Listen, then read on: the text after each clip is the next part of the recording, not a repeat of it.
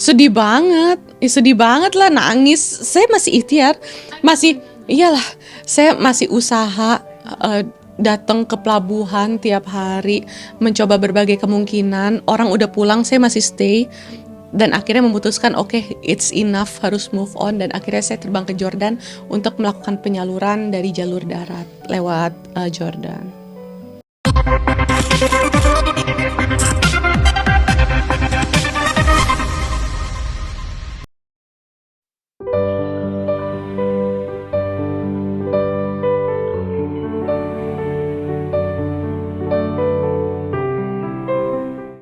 Ciki Fauzi baru saja tiba di tanah air setelah hampir 3 pekan ikut menjalankan misi kemanusiaan bersama para relawan Global Sumut Flotilla untuk membantu rakyat Palestina yang berada di Gaza. Di sana, putri dari almarhum mendiang Marisa Haque itu berencana bisa menembus Gaza yang kondisinya sudah dikuasai Israel untuk membawa langsung bantuan berupa makanan dan obat-obatan kepada rakyat Gaza korban perang genosida Israel. Namun sayangnya, perjuangan Ciki untuk membantu langsung rakyat Palestina di Gaza harus terhenti di Tunisia karena Ciki tidak lolos kualifikasi untuk para relawan yang diizinkan ikut berlayar bersama kapal yang membawa bantuan untuk rakyat Palestina di Gaza. Oke, jadi waktu itu daftar aja, emang saya cari infonya, saya cari tahu. Karena waktu itu saya ngeliat ada banyak aktivis Malaysia yang datang ke Indonesia, ke AQL, AKL di Tebet. Terus cerita bahwa mereka mau ikut join Global Sumut Flotilla, mereka part of Sumut Nusantara, terus cari infonya, daftar, terus dipanggil gitu, dan ya jadi ikut berlayar. Iya. Dari Indonesia tuh sekitar 30 ya tadinya, cuma sekarang yang berlayar jadi 3. Kak Wanda Hamidah, Ustadz Hussein Gaza, karena itu komandan kita semua, dan Fatur yang kepilih, karena itu banyak sekali dinamikanya, birokratik failure-nya, terus dibob 2 kali, sabotase kapal, kapten kapal banyak yang hilang, ada lagi, hilang lagi, diancem terus kabur. Kapten kapal itu paling susah dicari. Jadi emang ada usaha taklis besar ya, jadi pengurangan kapal jadi tidak layak dipakai berlayar lagi. Jadi mau gak mau emang harus ada pengurangan jumlah aktivis yang ikut. Dan Indonesia itu sebenarnya tidak kuat secara diplomatic value-nya. Jadi setiap kapal itu dipilih ada komposisi orang-orang yang berasal dari paspor kuat dan allies Israel, kayak US, Inggris, terus Jerman dan lain sebagainya. Dan juga diprioritaskan strong figure seperti politician, menteri, cucunya Nelson Mandela, dan orang-orang kuat lainnya. Jadi dalam satu kapal komposisinya, kalau IDF mau merapat dan dor gitu, mereka mikir-mikir lagi. Indonesia kan nggak kuat, nggak ada hubungan diplomatik dan lain sebagainya. Tapi kita bangga ya nggak ada hubungan diplomatik. Jadi tapi emang ya nggak terpilih karena bargain power-nya tuh kurang, nggak kayak orang-orang dengan paspor kuat lainnya. Kawanda itu politician hitungannya. Pernah jadi anggota DPRD Jakarta. Jadi dianggap lebih Politician VIP. Namun, Ciki tidak pasrah begitu saja. Meski tidak bisa ikut berlayar, putri kedua rocker Ikang Fauzi itu masih berusaha membantu rakyat Gaza dengan ikut mengirimkan bantuan makanan dan logistik lewat jalur darat melalui negara Yordania. Sedih banget lah, nangis. Saya masih ikhtiar, iyalah, saya masih usaha, datang ke pelabuhan tiap hari, mencoba berbagai kemungkinan. Orang udah pulang, saya masih stay, dan akhirnya memutuskan, oke, it's enough, harus move on, dan akhirnya saya terbang ke Jordan untuk melakukan penyaluran dari jalur darat lewat Jordan. Naik kapalnya dari Tunisia menuju perairan Gaza. Sebelumnya ada tim dari Barcelona merapat ke Tunisia yang rencananya kita rame-rame berlayar ke perairan Gaza. Tadinya rencananya kayak gitu. Para kandidat yang terpilih ikut pelayaran menuju perairan Gaza sudah tentu harus memiliki kesiapan fisik terlebih mental. Pasalnya, berlayar dari Tunisia hingga perairan Gaza adalah perjalanan yang penuh resiko dengan taruhan nyawa. Sejauh ini belum ada bala bantuan yang bisa menembus jalur laut menuju perairan Gaza. Kalaupun ada, beberapa waktu lalu ada yang meninggal dilindas bulldozer Israel sebelum tiba di tepi barat Gaza. Kondisi seperti itulah yang menjadi patokan tidak semua relawan bisa dengan mudah ikut dalam pelayaran menuju Gaza. Dan wajar saja jika ayah Ciki, Ikang Fauzi, begitu khawatir saat Ciki meminta izin untuk bergabung bersama relawan lain membantu rakyat Palestina di Gaza. Oke, bawa aid ya, bawa humanitarian aid. Aku ngelihat beberapa land team yang teman-teman Tunisia waktu mempersiapkan tuh banyak masukin gandum, terus beras Arab, terus susu bayi dong, kaleng-kaleng gitu. Wah, bener-bener kayak karena mereka ada yang cerita ini bayi-bayi udah nunggu di pantai, jadi mereka bikin tenda udah sampai ke pantai, saking udah kayak di mepet-mepetin gitu, dibom-bomin sampai mepet gitu ke pantai-pantai. Jadi ya banyak humanitarian aid yang dibawa. Tapi intinya adalah bukan hanya soal bantuannya, tapi soal membuka koridor kemanusiaan lewat jalur laut dan breaking the silence. Jadi bukan hanya breaking the siege, tapi breaking the silence, kayak bikin civil movement ini nyata dan memecah konsentrasi Israel terhadap genosida. Jadi mereka pasti mikir kan bagaimana memblokade banyaknya kapal-kapal ini. Gitu. Sekarang sebenarnya kalau kita lihat dari sejarah pelayaran Gaza Freedom Flotilla, itu belum ada yang berhasil menembus perairan Gaza. Yang paling dekat ada aktivis personal namanya Rachel Corrie, tapi habis itu beliau juga meninggal di bulldozer di West Bank ketika memperjuangkan pemukiman rakyat Palestina.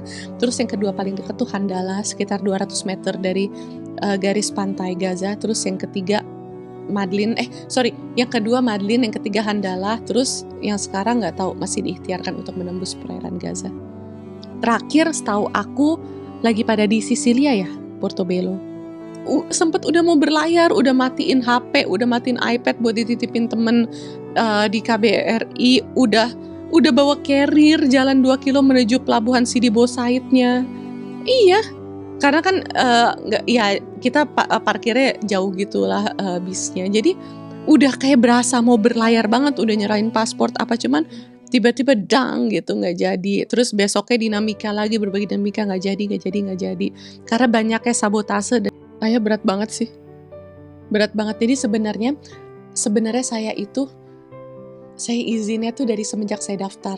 Ayah tuh nggak ngizinin. Kamu gila ya adek gitu. Terus sempat aku masih ayah paham, terus ya akhirnya ayah berusaha ngerti sampai ayah datang ke acaranya, ngobrol sama Ustadz Bahtiar Nasir, ngobrol sama Ustadz Hussein Gaza dan Ustadz lainnya, dan ya akhirnya ayah ngerelain sih, doain, karena aku bilang ayah mau ayah run atau enggak kayaknya I'll go gitu, ini kayak udah bener-bener kayaknya calling aku di sini, jadi lebih baik ayah doain aku aja gitu. Kayak gitu sih. Terus akhirnya ayah ngizinin, dan ayah tahu ini perjuangan dari bertahun-tahun yang lalu aku perjuangin. Perjuangan menuju perairan Gaza memang bukan hal yang mudah. Saat ini saja, rombongan relawan yang membersamai Wanda Hamidah belum juga tiba di Gaza. Ada saja kendala terkait dengan teknis di perjalanan. Selain kendala kapten kapal yang selalu berganti, kapal yang ditumpangi Wanda sempat mengalami kebocoran. Oleh sebab itu, hingga kini Wanda belum juga tiba di Gaza meski sudah berhari-hari berlayar. Belum, masih di Portobello. Bahkan setahu aku kapalnya Kawanda kan bocor. Tadi pagi aku WhatsAppan. Dan Kawanda sekarang in charge di kapal Nusantara ya. Kayaknya yang di kapal Kawanda itu dipindahin ke kapal Nusantara atau gimana, aku juga kurang paham. Kawanda cuma bilang doainnya Ciki ini amanah gini-gini, karena ada banyak sekali dinamika. Terus kapten kapal Kawanda juga tiba-tiba kabur gitu, padahal udah ngambil uangnya gitu-gitu deh. Kayak emang kapten kapal tuh dari kemarin tuh kayaknya yang paling sering diancam tuh kapten kapal. Udahlah susah nyari kapten kapal yang paham kemaritiman dan lain sebagainya dan paham cara mengoperasian kapal. Giliran dapet juga pada diancam-ancam. Jadi ya udah, sekarang kapten kapal Kawanda kabur. Terakhir itu.